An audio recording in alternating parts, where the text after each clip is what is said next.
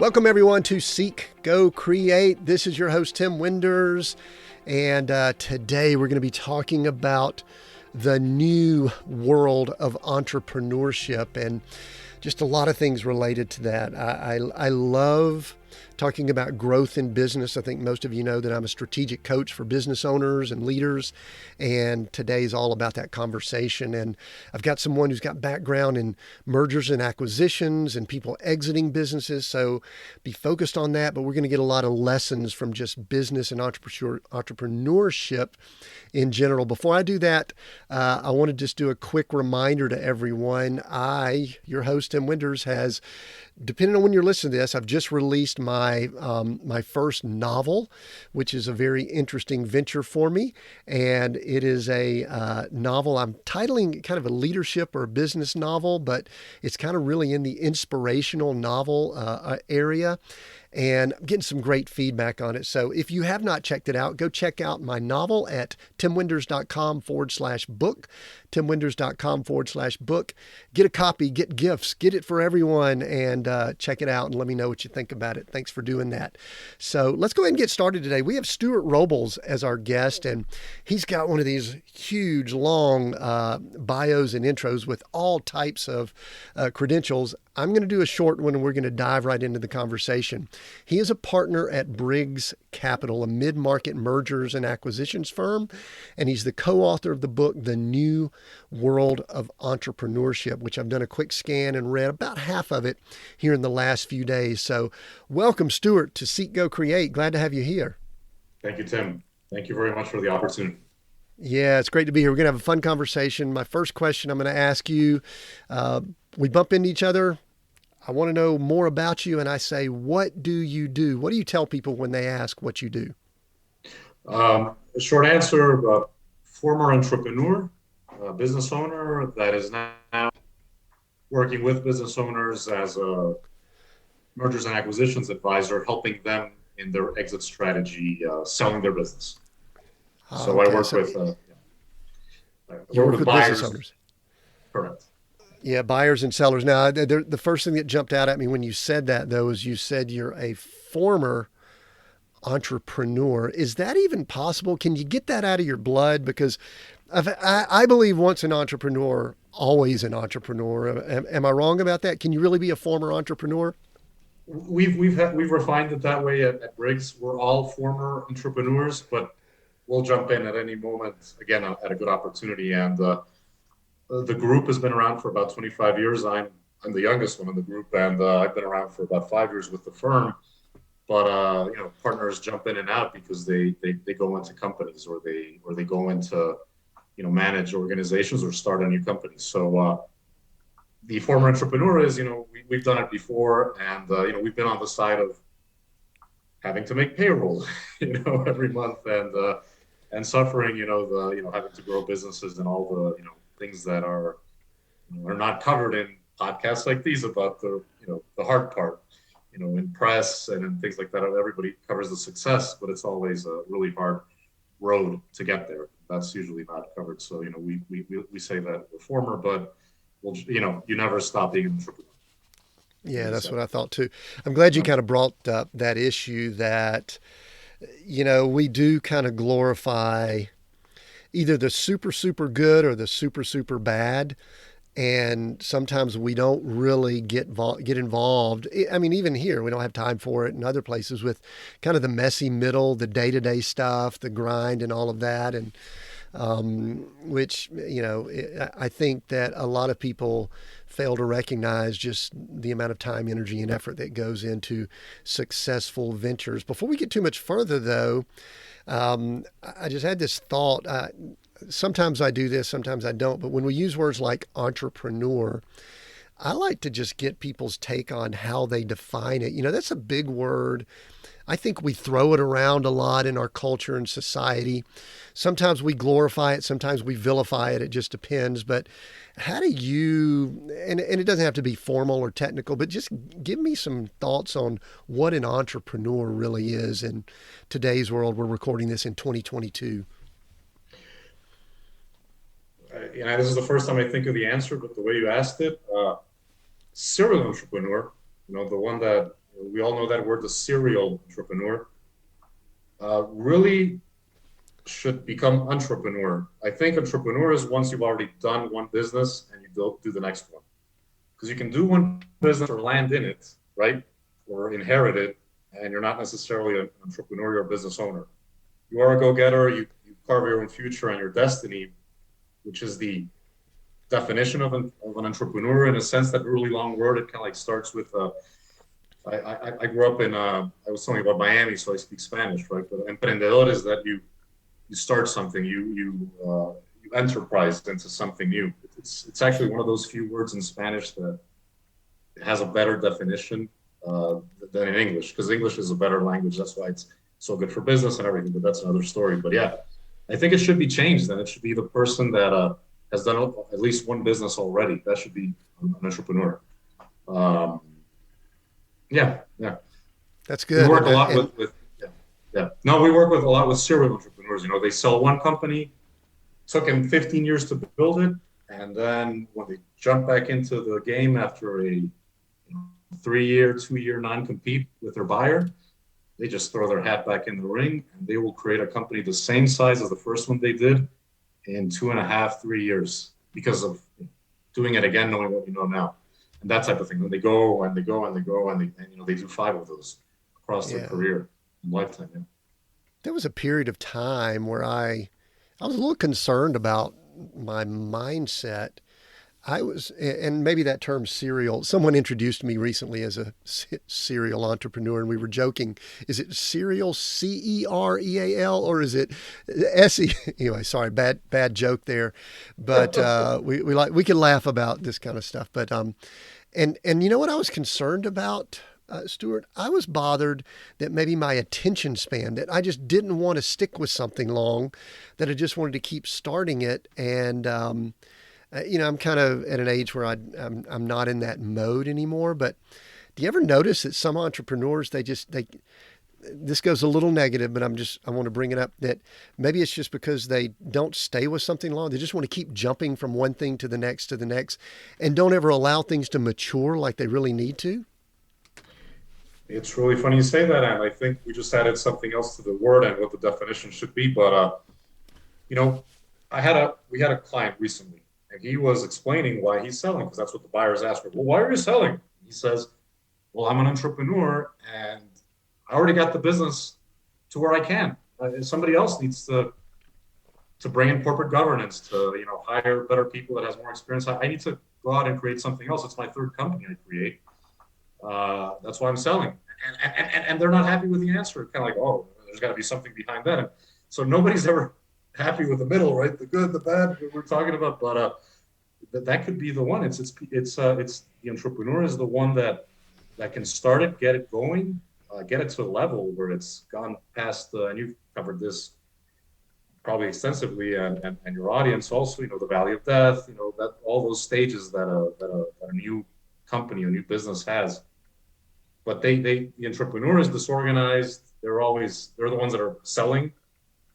They're always selling and collecting, right? That's really the role, and maybe hiring a few people and firing. But they get to a point and they got to sell, they got to exit, and they got to go somewhere else. If they're not able to exit, they're just going to start a new business and figure out, give it to some employee to run it. But that's really, you really touch upon that. You've done I saw your LinkedIn profile. You are a serial entrepreneur, so it might be attention span, yeah. But that's the role these folks play in the economy. Yeah, it could be. One of the things that you and I talked about briefly, and I want to go ahead and bring it into the conversation now. The book that you and Rod, your partner, wrote, The New World of Entrepreneurship. One of the things that I found that's created more patience in me is writing, because it takes a different muscle. It's one thing to just kind of throw things around and do business and all that, but writing's kind of tough. Tell me about this book. What was the catalyst for the new world? And I'm emphasizing that, and I've got more questions about that in a little while too. The new world of entrepreneurship. Talk about that. Okay. The first thing is, oh my God, writing a book. It's so hard. Yeah. I mean, especially me. I mean, Rod's done my co-author, he's done 3. This is his 3rd. He was nice enough to invite me to be his co-author. And at one point said, if you don't sit down and start writing your part, I'm just going to, so I had to go and seclude myself for, 2 weeks, at a family beach house. And where I grew up, and I used to go, and I just had to hide and not do anything because I just had never written a book. It's so hard, So you have to sit down and write. I've done a bunch of articles and things. Anyways, but what a challenge! What a hard thing to do. It gives you a new world of discipline. Once you're done with it, you're like, wow. And maybe I can do it again. But then you're like, ah. But yeah, that's writing a book. So it's a real challenge. And I think in this world where more people are writing books, I think that's most of us have stopped placing such a high price tag on the value of, but putting all that into 200, 300 pages of content is really a lot of work, and it's very valuable. No wonder, and should be appreciated, I think. But it was really tough. With the thesis of the book, it's our take, Rod and I's, and our experience of he's got 40 years of experience in the business. I've had 15, 20 as an entrepreneur, and about 5 as an investment banker, M&A, mergers and acquisitions advisor. But it's our take on the world we live in and the stuff we do, but post-pandemic. And it's the equivalent of now everybody can work from home, or, finally the e-commerce possibility of, worldwide business and things like that had been building up for 20 years since the advent of, late 90s and the dot-com, roaring dot-com era. Really, the lockdown made everybody have to do it digital. And now, it's really, the barriers to entry to entrepreneurship are so much lower than they already were, and the access to capital is so much easier, and it's global, and you can reach anywhere. And that's really what it is. The pandemic made it a new world of entrepreneurship, and then we talk about that in the book, the new possibilities, the new resources that individual folks that have never enterprised, emprendido, have at their disposal in this new era. Sure. So the new world is really related to those things that occurred with what we'll call this catalytic event, the pandemic. And, we'd like to think maybe it was a black swan event. Maybe it was, maybe it wasn't. But what do you think, and this is very speculative and may not even worth having a lot of conversation about, but we were already moving in the direction. I mean, listen, I was a nomad and digital person in our RV a few years, and my wife and I have been traveling since 2013. We've been full-time travelers. But again, I don't know that everyone was in that mode. So what, you mentioned a few things, but what would have happened without all that went on with the pandemic? We were already heading down that path, weren't we? Yeah, we already were, but, I'll tell you, I've been a nomad. I've worked from my phone since the first BlackBerries, and never was at an office. And overseas a lot of the time. This has been since 2006. I've been doing the work wherever I have a connection. But everybody always, up until the pandemic, Stuart, you're never working because you never go to an office and everything. Really tough for people to understand it. They think that people that are nomads before are lazy or vacationing or have a trust fund and are not working. They do. And my business partners, they could not understand that I was the only one remote from the team. They're all based in Boston, right? And they all go to an office. They used to go to an office. They don't go anymore. But they could not fathom the fact that I was working from home in Austin, Texas, when I was living in Austin. I lived there for 15 years. Now I'm in Miami, like I told you, where I was born, but I hadn't been back for about 30 years, living at least. But everybody thought that they had no idea. And now everybody's completely okay with me being anywhere. It really changed. Yeah. Do you see any? I keep up on reading, and I've some of my clients. We had this conversation about every 30, 60 days for the last two plus years is, when do we come back in the office? Do we stay hybrid? Do we do this? Do we do that? And I do notice some organizations, probably the larger corporate, I don't know about smaller. I'm just going to kind of ask your opinion on this or what you're seeing. How much will there be an effort to go back to early 2020, work environments, cultures, business, things like that, versus, the cat's out of the bag and people are working from home, and to keep and retain people, you've got to let them be flexible and all that. What are your thoughts on that? Because I'm curious. I do see some companies say, we're bringing people back in. A lot of them happen to be in finance and things like that, in the large cities. What are your thoughts on that? I think that we talked a lot about that at the beginning of the pandemic. Rod, my co-author, he's a big, he goes on interviews all the time, and he's very used to radio and everything. And he would be really talking about all the lazy people that don't want to work, that were taking advantage of the pandemic, and that you touch a lot on the U.S. How the country was built, and it was built on hard work, but there's a class of I don't want to call them freeloaders or anything, because they do work, but they're the same ones that were not working hard in the office, or the ones that were not doing anything at home and doing Pilates in the middle of the day instead of and companies will they will always find the ones that are the most productive, and they're going to be able to nurture them now better, because a lot of them, like myself, since I was younger, could not fit in an office environment, even though I was I don't want to call it that, but I did produce a lot, in terms of, I was very active, and I was always interested in new things. And so I would bring new things to the company and wherever I would work before I was, a business owner. But I just couldn't fit in the office environment.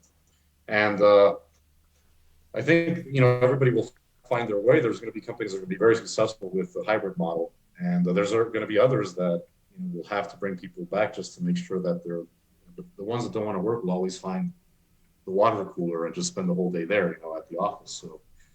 So I think it's just the same as everything. Life is always the same old, that, somebody could be remote, somebody could be at the office, but there's going to be the hard workers, and those are going to be the ones that are going to be successful in life. And the ones that, are just, passing by, which is fine.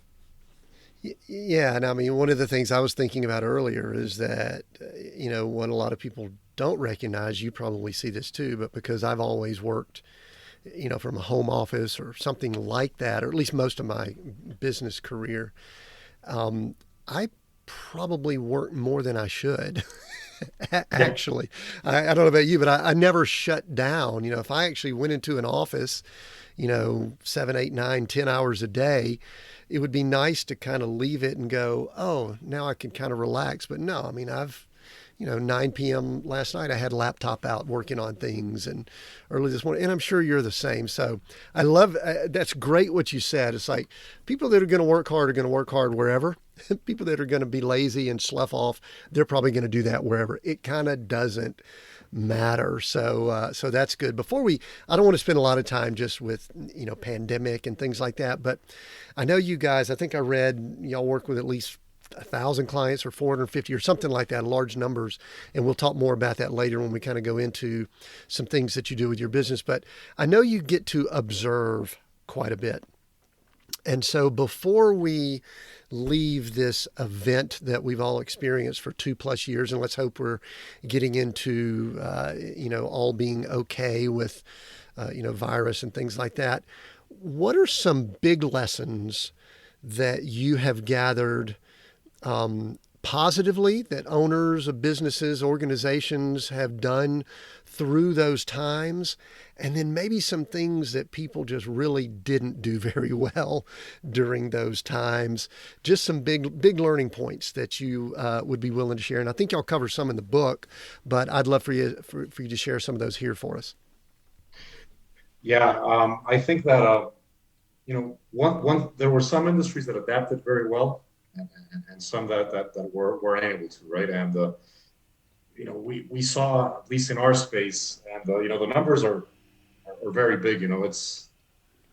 We don't see it because we're always hammered with information, and we're like the frog in the water that's warming up. But we're going to see so many sectors that will just disappear in the coming years. They got pumped in with all the PPP money, which was artificial. These were already businesses that were not going to make the transition into the digital age. We talked about it was already happening, it was coming, but it was going to take 10 years, to answer your question, before.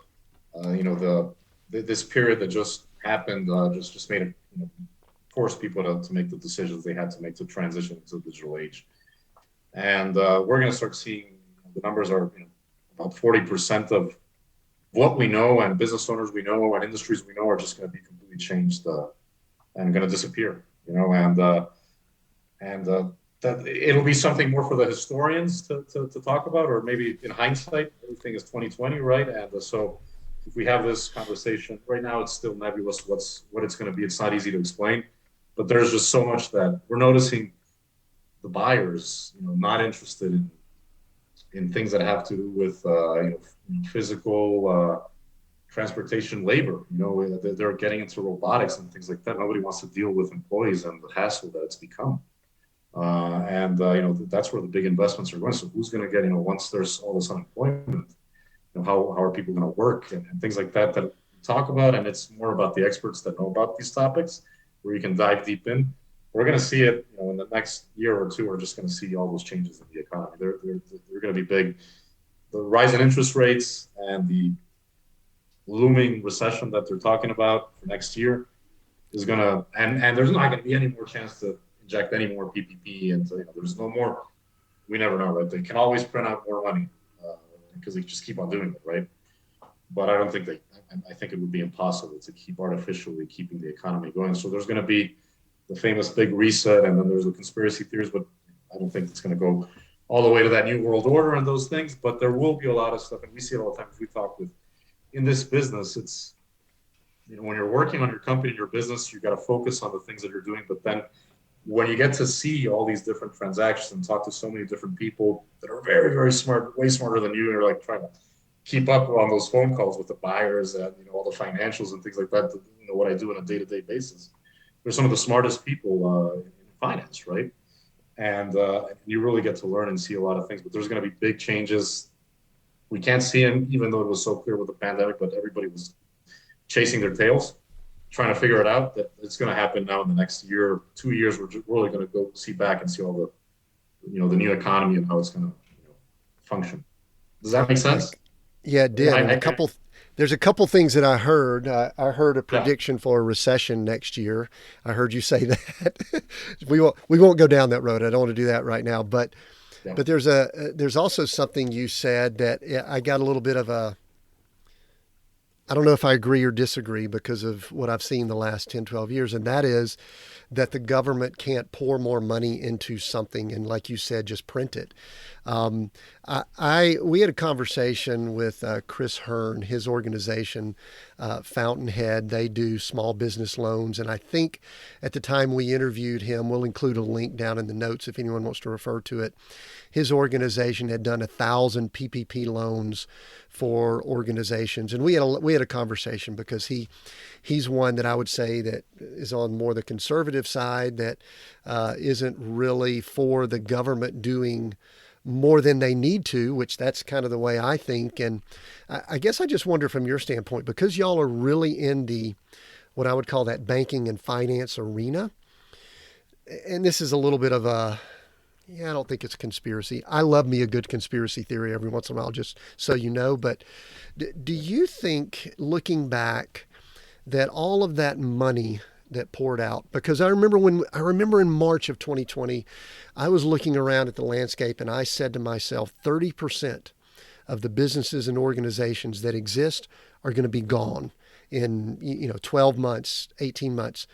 But then I've looked around and I've gone, wow, there's some of them still hanging around. And I know the numbers are a little fuzzy right now, but I think what I'm hearing you say is probably long-term. That could be right because they can't even sustain after they've gotten, So what are your thoughts about, to me, it makes it very difficult to predict when we've got government wanting to help too much, but then also I know that might have kept us going for a while. What are your thoughts on that? I don't want to get super political. I guess I'm okay doing that, but what are your thoughts about all of that money and what it's going to mean for us longer term? The debt and everything, but the U.S. has all, half of the debt of the world or something.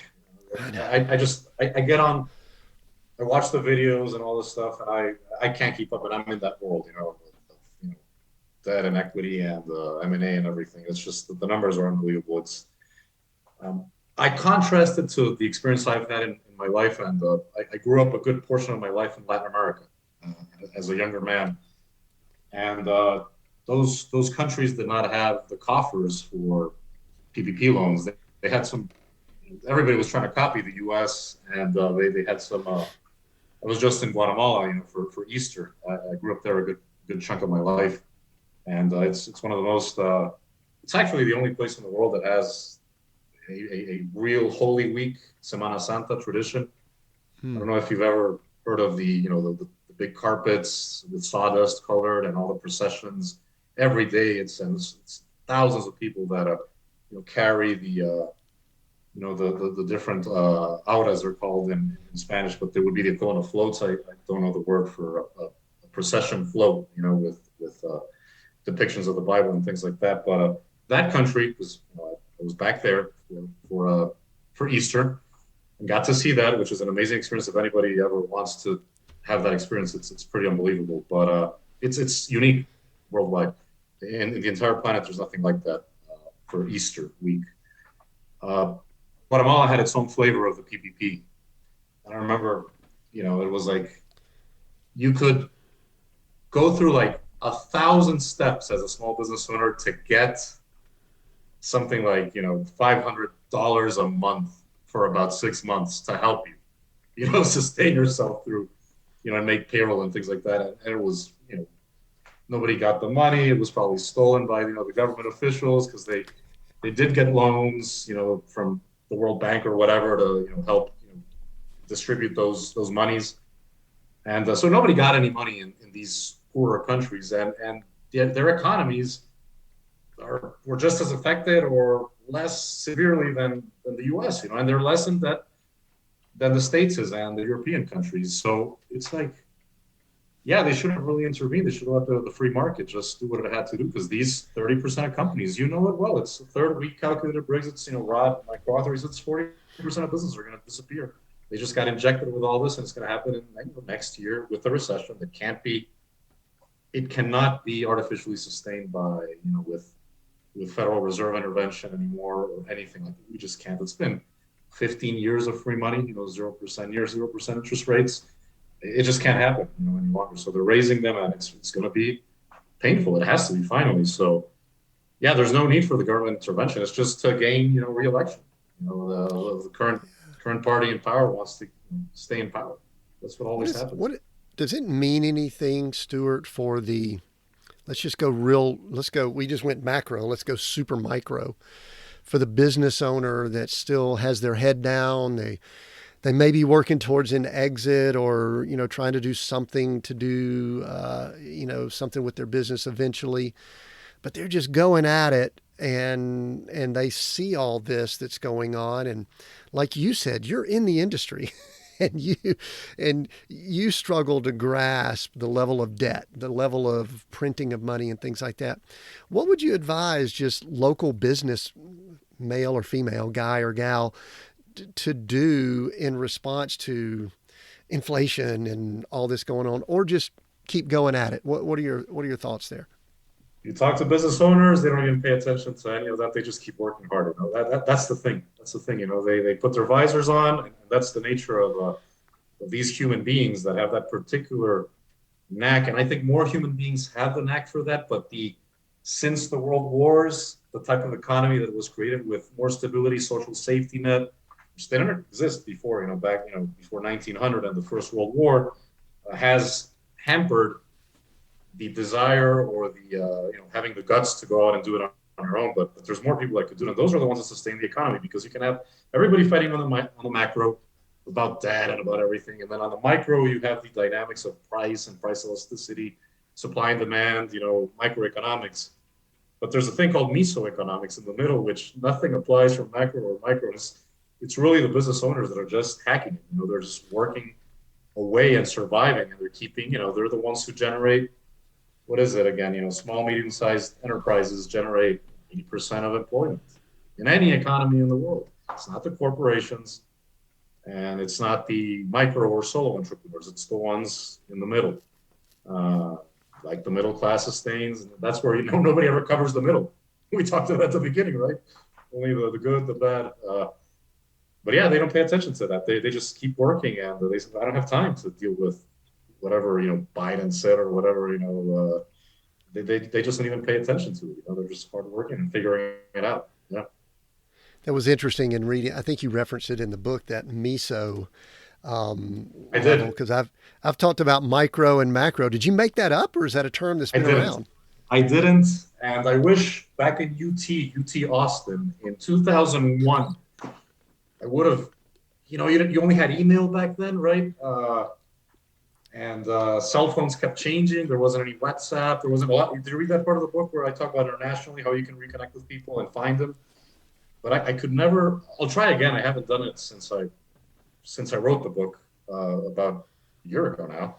Well, I was pounding away trying to write it, but Dr. Ping Chen, he came from the university in Beijing, and he gave a talk at UT, and he talked about the Meso economy. He had all the data about how nobody pays attention. Then I learned of a author that had an essay called "The Forgotten Man," and the CPA told me about that essay. When I was young, your brain was fresh with absorbing stuff. And "The Forgotten Man" is an essay from more than 100 years ago, I think, to this date, about there's an elite trying to supposedly figure out how to solve or fix or help. A is trying to help C, but they forget about B, which is the one that's never bothering anybody, never asking for any handouts, never causing, committing crime, never, and everybody, the laws are made for the ones that are the bad apples, when everybody else will never commit the forgotten man. And I've always wanted to bring that whole Meso thing where everything is chaotic and unmeasurable, and it's just life and the world and nature and human nature and even nature. Because he said the same thing that happens in the Meso economy is what happens with bees at the beehive level. And then he had these charts. It was unbelievable. That's where I first learned of it. I've never seen more coverage of it. You Google it, the Meso economy, nothing. I don't know if he's still around, but yeah, if anybody's listening and wants to call me about it, I'd love to restart that. It The needs to be thing that I studied. really like about it Yeah. is it's kind of like you said just then. With our media and all that goes on in our world, we talk about extremes. We never talk about. This is kind of developing a trend here with our conversation here, is talking about the people that are just doing the work in the middle, the people that probably aren't screaming loud, or they're just getting things done, and they're carrying.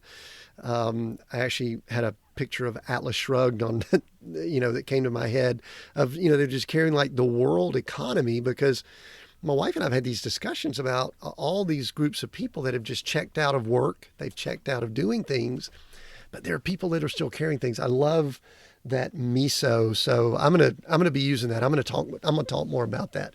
Maybe we can help to get the word out on it. I want to come back to the book as we wrap up towards the end here. But Stuart, there's a few things that just really jumped out at me when I was looking at. I looked at you on LinkedIn, and you've got like 30 or so items there. Almost all of them have business development or something like that attached to them. Plus, I know you've lived in different cultures and bilingual, and you've done business in different parts of the world. Tell me how. Let's go back a little bit. Give me your background, kind of growing up, maybe parents or whatever what influenced you, and kind of how you got started in this world of business and entrepreneurship. Okay. Okay. Yeah. Yeah. Of course. Of course. Trilingual. I speak Portuguese also. I wanted to learn more language. I just couldn't. I wanted to learn Chinese. I said it when I was starting college. I said I got to get into Chinese classes because the Chinese are going to be huge, and I just didn't do it. But I speak Portuguese, and I lived in Brazil. I was very lucky. The reason I got to travel so much as a kid was my dad. He worked for Wang Computers out of Boston, Billerica. You remember Wang? Okay. And he was a programmer. Wang had buildings in major cities in the U.S. where you now have Bank of America or whatnot. They had the Wang logo. That's how big that company was, and it just disappeared like a lot of businesses, right? They have their glory and they have to exit, but he was programming, and he had to program for banks, actually, software, banking software, uh, all through the 80s. And that's where I lived in, Argentina, Panama, Boston, Miami, Guatemala. So that allowed me, I had to switch schools as a little kid, you know, pre-K, kinder, first grade, second grade, all those grades, and when you're a kid, it's really easy to make friends and you just go and you talk to people. So but if you get switched around, because you quickly make your friends and you create your two or three little buddies at that age, and you remain like that. But I think that the business development portion that I ended up doing in my life was because of having to make those new little friends when they had already created their little groups of little friends, because I would jump in the middle of the year. Does that make sense? So I would have to go talk to people that are already had a little. I think that allowed me to go talk to people and become a salesman. and the business development thing is really sales, right? That's what it is. So I've always been like a sales agent for organizations, either as a business owner, I'm the one who gets handed the selling, or I did a lot of bringing companies from Latin America into the U.S. market and from the U.S. market into Latin America and Brazil. That's why I cover Latin America in the book, but from the entrepreneur angle and how they can really make money in that market. The U.S. entrepreneur going into Latin. Anyhow, yeah. It wasn't always business development on LinkedIn. I had to really change that as I one day did a redraw of LinkedIn. I think you did the same thing on yours, because coach didn't exist until maybe 10 years ago. It was consultant, right? And you were coach back in the 90s, for a few organizations. So I know that you added coach, consultant to a couple of your titles because it makes more sense. And it gets confusing for people, because I get these messages that, oh, you're a life coach. I'm going, not.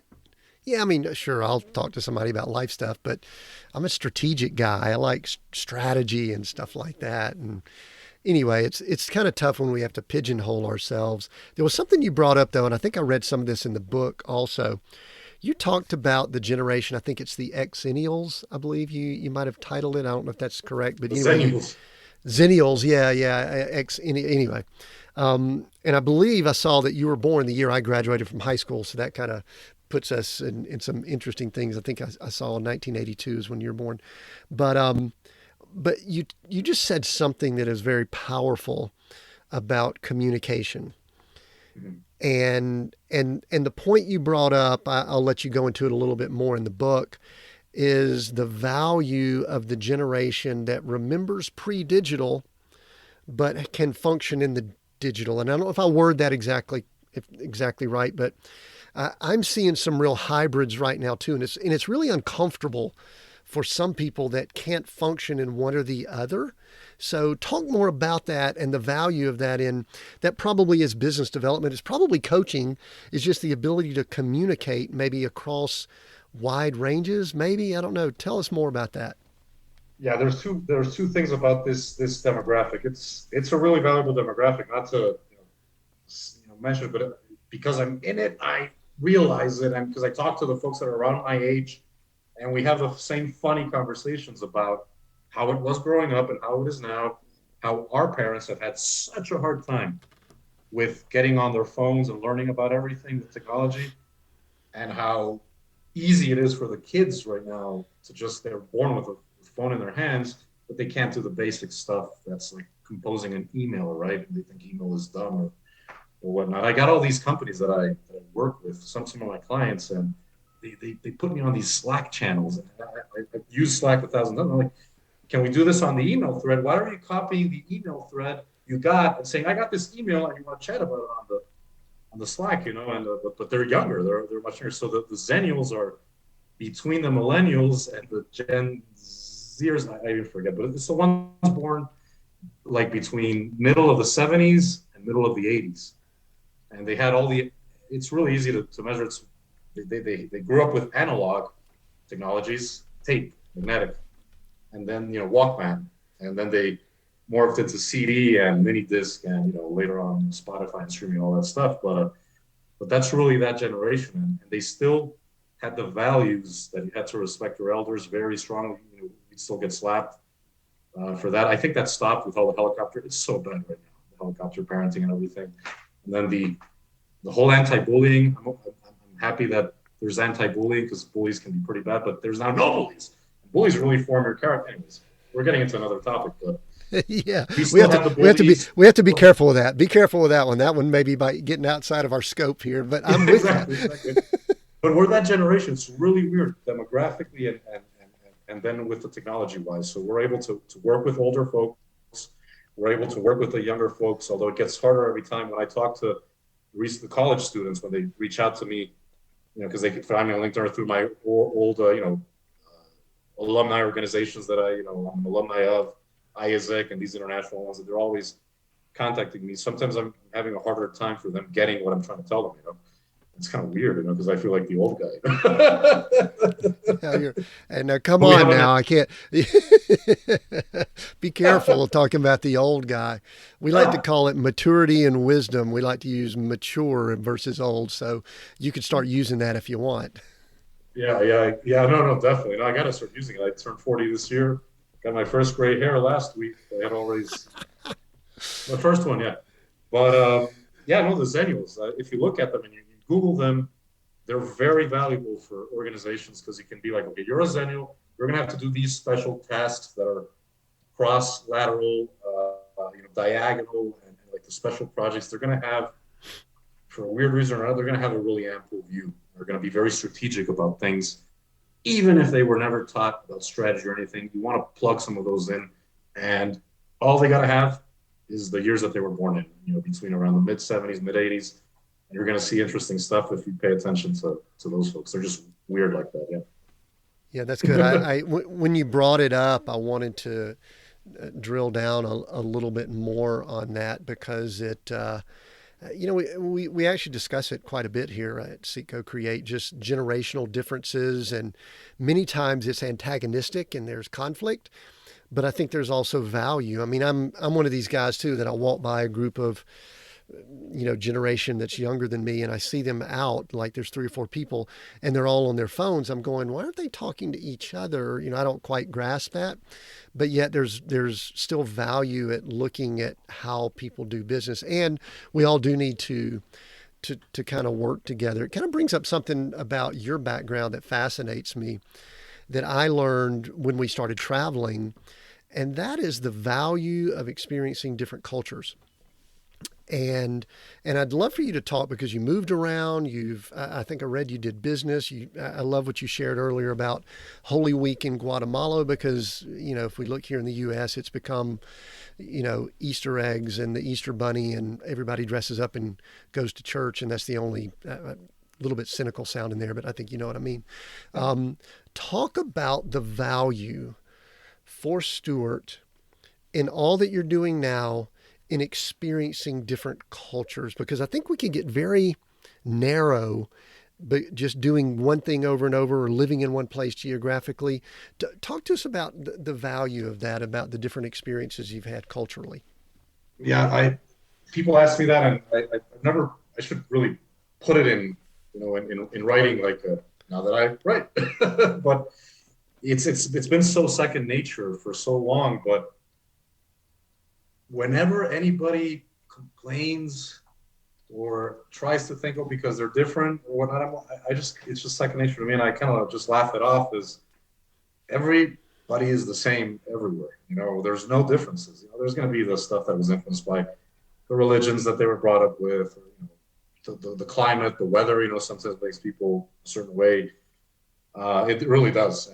But in the end, there's no difference almost between the cultures, and but you gotta see the other culture, go to another culture and be immersed in it for 6 months, enough for you to see that everybody's the same in that other culture. You're gonna have your jerks, you're gonna have your nice people, you're gonna have your hard workers, the ones that are trying to take over, the ones that are just being passive, the ones that are haters, right? There's that word today nowadays, right? And there's always haters who always hate, right? And so, back in the day, I used to promote a lot. And that's one of the alumni organizations that always reaches out, the alumni, the current members of that. It's IASEC, and they do an exchange program where they send you to work, a traineeship exchange program. And In the US, they bring people in under J1 visas, but there's an equivalent in almost every country in the world.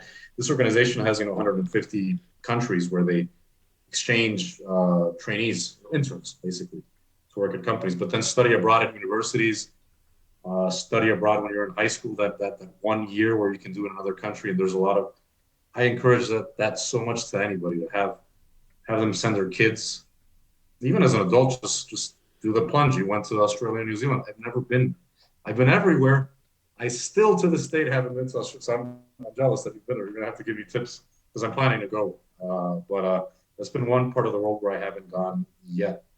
But yeah, I encourage everybody, if they've never been outside of their country, they should do it for a year. Just go for 1 year, on anything. It will make the whole difference for how you look at life, how you look at problems, how you look at the conflicts that are happening in the world, the wars and everything. You're just like, it's probably people that have never been, in another country, immersed. I mean, it's so simple. I think one thing I like about what you just said, Stuart, is very powerful. And you said it quick, but you said to spend at least 6 months there. Because to me, especially America, we could talk about folks in America, they'll do like a 1 week in Europe or they'll go 10 days to Australia. You're just a tourist then. And listen, it's good to see things. I'm not saying don't do that. But it was really different to go spend 3 months on the South Island of New Zealand, living in a home there and going out to local restaurants and seeing the damage from the earthquake that had occurred, 4 years before, and talking to people and, going to a worship service when you could and different things. I think it's just different when you get in the mode of living places versus just visiting as a tourist. And we've noticed that as we traveled, North America in the RV, people say, oh, you're on vacation all the time. Like we were talking about earlier, being a nomad, you're just goofing off all the time. It's like, we really actually don't do vacation. We just go hang out in cool places and we do our work. And then we go, like right now, we're talking about this weekend going over to the Black Hills. We're up in South Dakota. And so, we may go over to the Badlands or somewhere like that. We're just talking about that. And I think that is so valuable because that's how you really get the culture. So I wanted to emphasize that real nugget you gave, 6 months or more, try to be able to do that. I want to ask, we really talk about success here in a little bit different way than a lot of people do, Stuart. We use this word. I don't think everybody understands it. We redefine success. I think a lot of people just look at success and they try to duplicate what others do. But we really attempt to define it for ourselves and then redefine success that way. And as we wrap up, I'm going to ask you about how y'all do that with your company and what you wanted to do it with, what you want to do with the book related to that.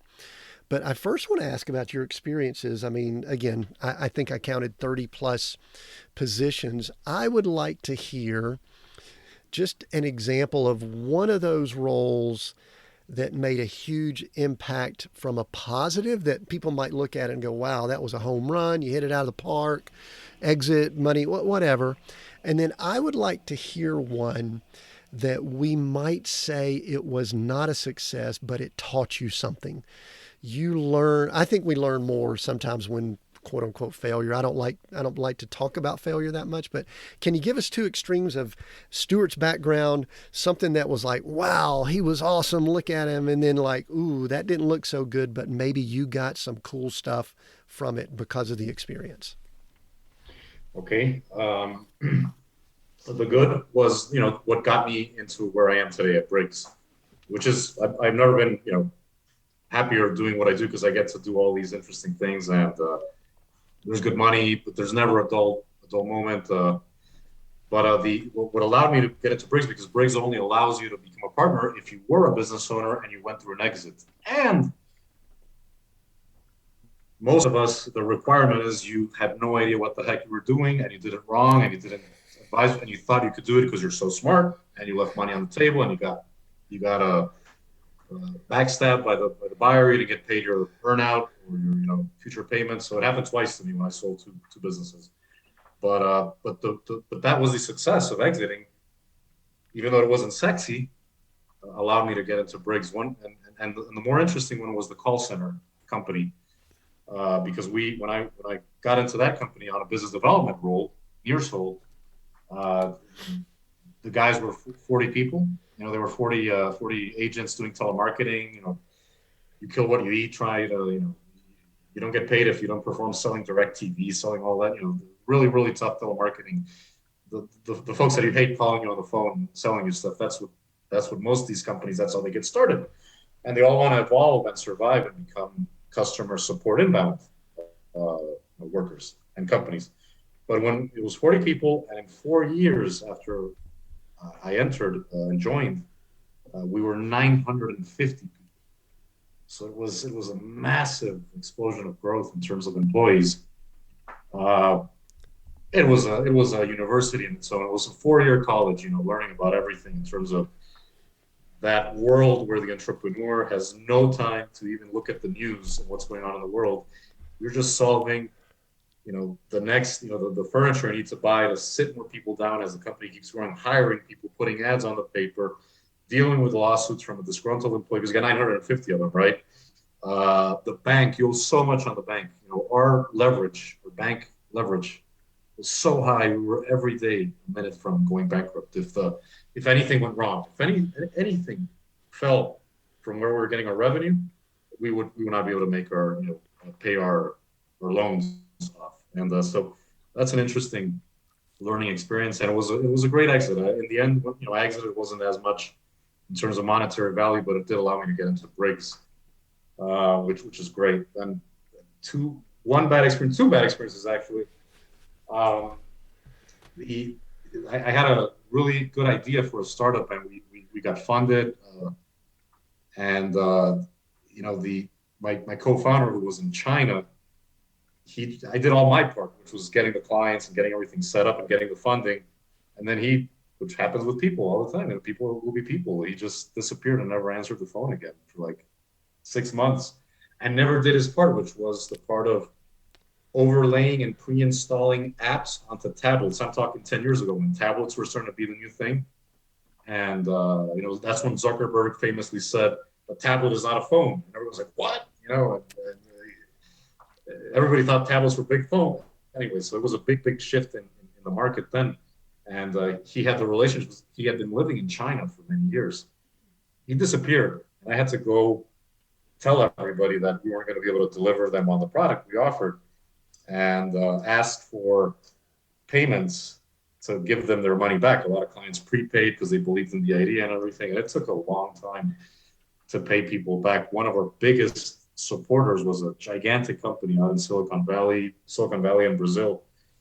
Great guys. They were back in the day where Movile was the name of it. And now they've changed it to another name because they've just become gigantic. They have a conglomerate called iFood in Brazil, and companies in the US, but they, you know, after like, you know, the sixth payment of maybe 12 or 15, they said, you don't have to pay us anymore. They really, you know, they saw that I was paying back and, you know, showing up and trying to see what I could do. And then they just said, you don't have to pay anymore. And the same thing happened at Site Selection Magazine, you know, and Adam, rest in peace, he passed away during the pandemic.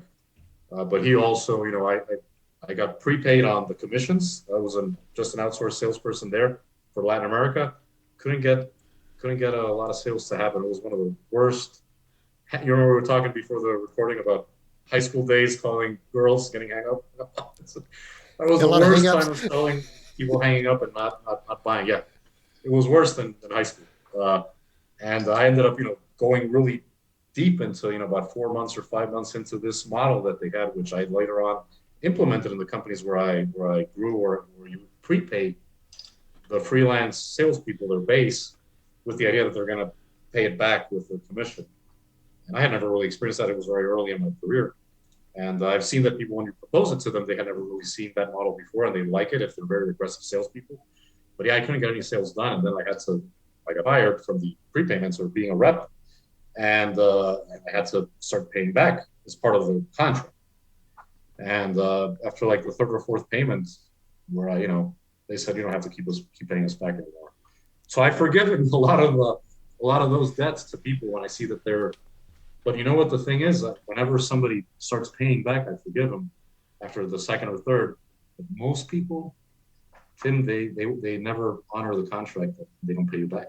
They don't pay anything back. And people are like that, and that's what you end up learning about folks. It doesn't matter whatever you sign. You're not going to go sue somebody, for 10,000, 50,000. It's more expensive to use the lawyers. And these contracts are usually for that amount. Yeah. Yeah. And I Lord, did love, I get disconnected? yeah. And all those experiences, I think, we can learn from them. I love hearing, what people got from it. I also believe that with what you do at Briggs, you guys see a lot of, I guess, success, we'll call it. We'll use that word again. I know that in the book, y'all talk about the success rate because people come to you for a specific reason. They're looking to exit or acquire or something like that. And so you may not see all of business as a whole, but you do see people that are moving towards something, either an acquisition or an exit.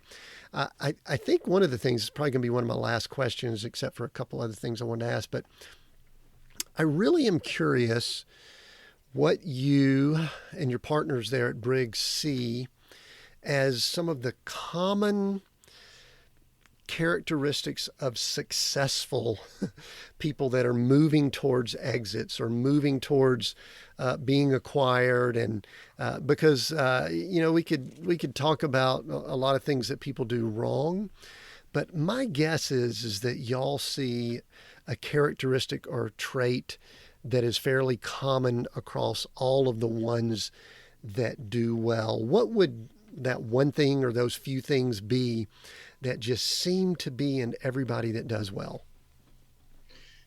The number one, the ones who do well are the ones who already did a transaction once and it wasn't sexy, but they got to learn. They got on the other side. The world to them is so different. Your vision as a business owner, as an entrepreneur, changes so dramatically. And once you're done with the transaction, you say, that's what Briggs did for me, or that's what the big deal was with the private equity guys and the lawyers. And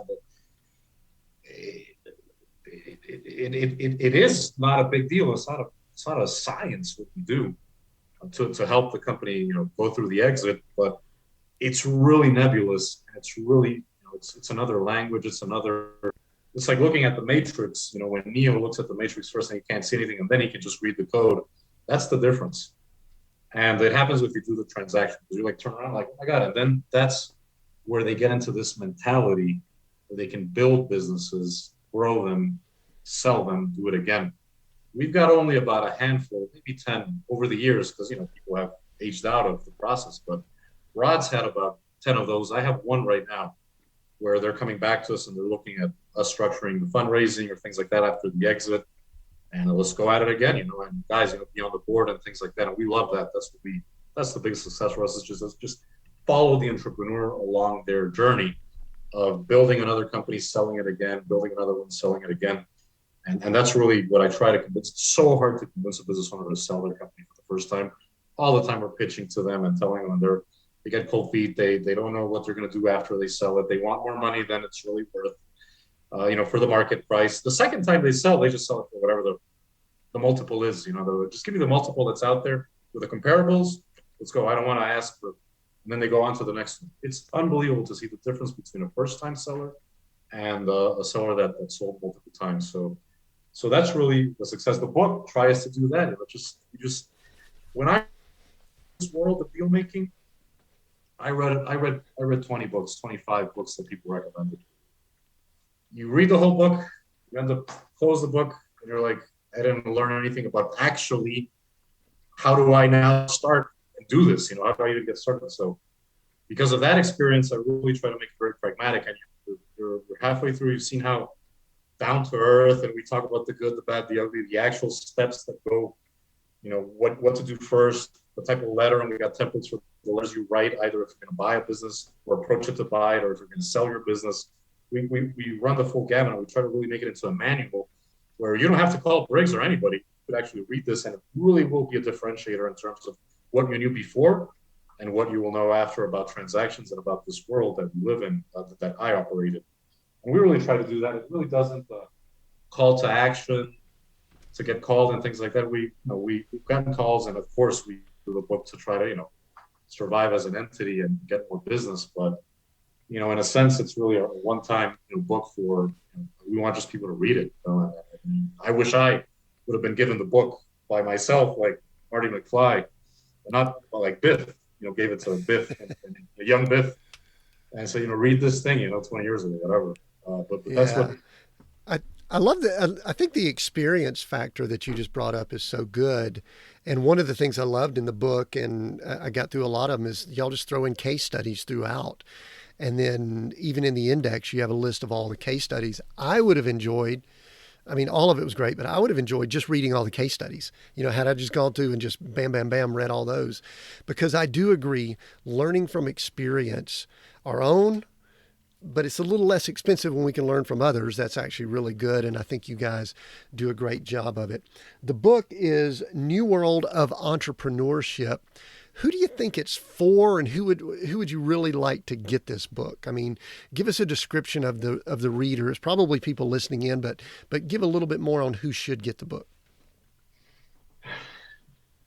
It's good for established business owners. They've been at the business for 10 years. They've always thought, what if I could sell? What if I could participate in those things I read in the news about selling your company and going on into the glory of entrepreneurship and being at the table where you sold, and you can do it again and participate in rounds in the future for other companies and things that become an angel investor. All that's anybody who's ever had that little thing that they've had the visors on forever, and they're doing well, in their business. They're generating cash. They're making more than most people. That's the one that will take away a lot of those fears and doubts and questions that they have about what happens or how do I go about selling my business. And then to the would-be entrepreneur, and that's really how we were lucky to get on your radar screen on the podcast, was, with the whole Great Resignation when we sent the pitch over, because you're so famous, I said already, you booked out into like 6 months of we sent the pitch like in December. And it was about the Great Resignation. That was the big buzzword at the time, that a lot of people were jumping ship, not necessarily to go work for somebody else that was offering more salary, but to just become their own business owner, right? Become their own, carve their own destiny, and implement the business idea they've had for a long time. The book was not meant for that, because it was really meant for the business of buying and selling and established companies. But really, after we saw the last things that happened in the last 2 years, it's a good primer for anybody thinking of getting into the world, because now the world of the entrepreneur it can be about buying, selling, and doing deals quicker because of the digital age. You can do the transactions so much faster than before. We're doing things that used to take 9 months in 3 months. It's ridiculous how quickly some of these transactions happen. We still have the 9-month transactions, which is the usual time frame from beginning to end, but things have happened within 3 months, which is unbelievable, unheard of in the space. So yeah. Very good. Yeah. And I do recommend people I enjoyed it. I thought it's just good business information. I mean, there's just like great examples and information. The case studies are examples of real life. We just have to change the names, Yeah. Yeah. And not only that, but at the beginning, you give some great resources with websites, and also the terminology that you go over that I was pretty familiar with. I'll tell you what, a lot of it was actually very valuable for me because it kind of clarified. But, if someone's just interested in learning more about business, I think that there's value there.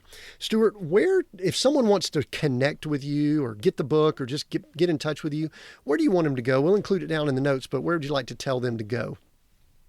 Yeah, I was I've been on LinkedIn since the beginning. So, Stuart Robles on LinkedIn, Stuart STUA, right? Like it says on the Zoom, or the Briggs Capital website. I'll respond to the email also very quickly. I've been a nomad forever, so I've got all the, and I have a chapter in the book about all the social, the Telegram, the Signal, the WhatsApp, it's like everything.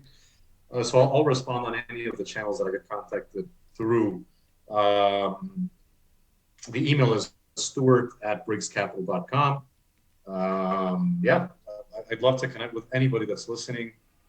Do the Meso thing with you. We got to reconnect after that.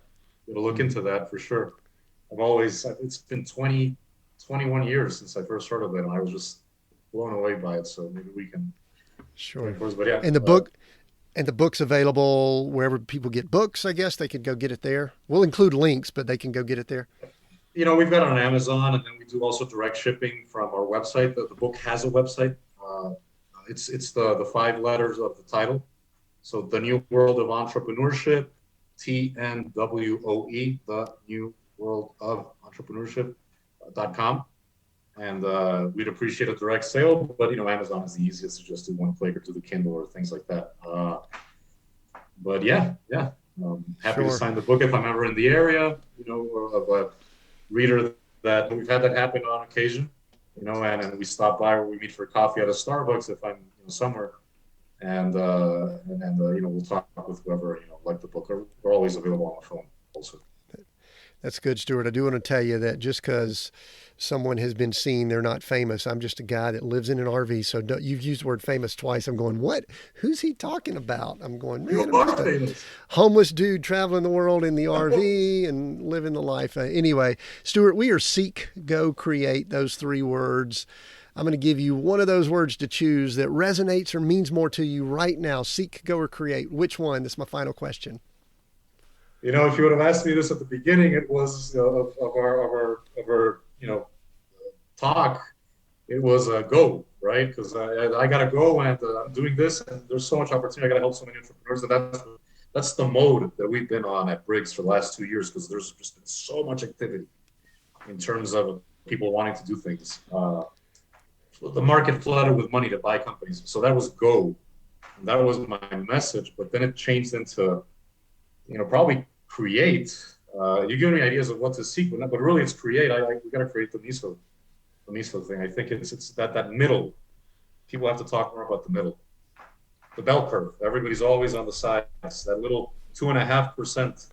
It should be that 87% of the middle or whatever it is that should be covered. Excellent. So I shifted you some during the conversation. Thank you, Stuart. I so appreciate the conversation we've had. Get a copy of the book, folks. The New World of Entrepreneurship. It fits with so many things. I know we've even got people in ministry and all that. It has value in all areas of someone who's a leader, running organizations, needs to understand things about not just exits. I think it's good value for just business in general. So get a copy of it. And I appreciate you listening in. If you need more info and details about this episode, if you go to seekgocreate.com, we have extensive notes with all the links, everything that we've talked about. The folks that do the transcribing for us, they actually will put links of all the books, and they'll try to find all the info on Mesos and other things like that. We'll see how well they do with that. But anyway, I'm so thankful that you listen in. Please share this episode. Until next time, we've got new episodes every Monday, so make sure you listen in and subscribe. Until next time, continue being all that you were created to be.